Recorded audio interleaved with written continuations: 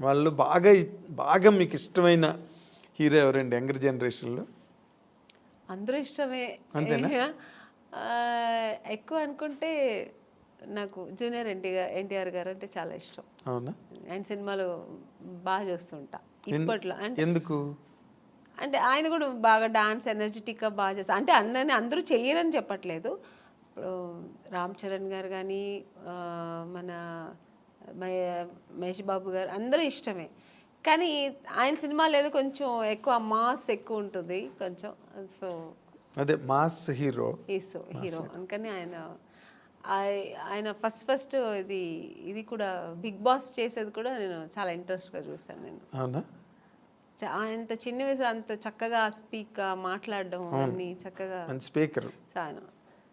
Next ఇప్పుడు నాగార్జున గారిది కూడా బాగుంది.